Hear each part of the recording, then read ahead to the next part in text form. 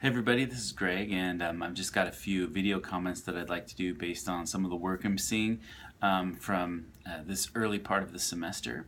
So I haven't had a chance to look at everybody's cycle of socialization work yet because it's not due until later tonight. So I just looked at the ones that were there and have some basic comments about those. Also, I'll be taking a look at the discussion board for this week a little bit later in the week as well because the responses aren't due until Monday night either. So when I get to a point where I can see everybody's stuff, then I'll comment on those.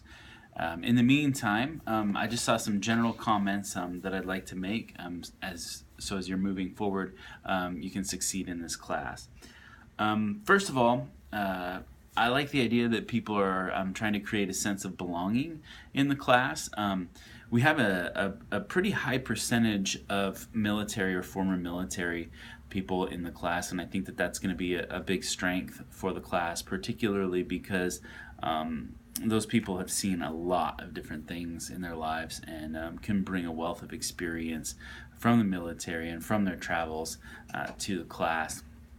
Also, maybe it'll establish a little bit of a camaraderie between certain students, so I like to see that moving forward as well.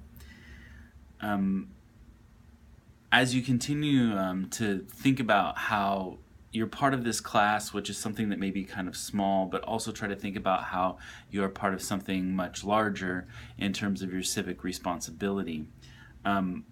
We could learn something from the military in that regard, is that how do you see yourself as part of something bigger, right? We're part of a country, we're part of people who have espoused this idea of freedom and justice and wanting to create a society that is beneficial to a lot of people. So consider how the concepts of this class, particularly related to ethics and diversity, could help establish something like that and help us fulfill our goals as citizens of a democracy.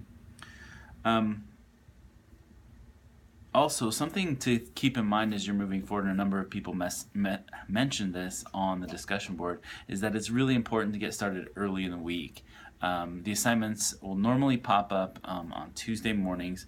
Unless I get a chance to finish revising them prior to that, then I'll set them up earlier for you so you can look at them. But it's really important not to wait until late in the week to get things done, so that you can make a plan and make sure that you have some time. It's also a good idea to try to figure out a specific schedule that you can stay on throughout the week and make it consistent so that you're getting the work done, because there is quite a bit of work, and we have to make up for the fact that we don't meet in person.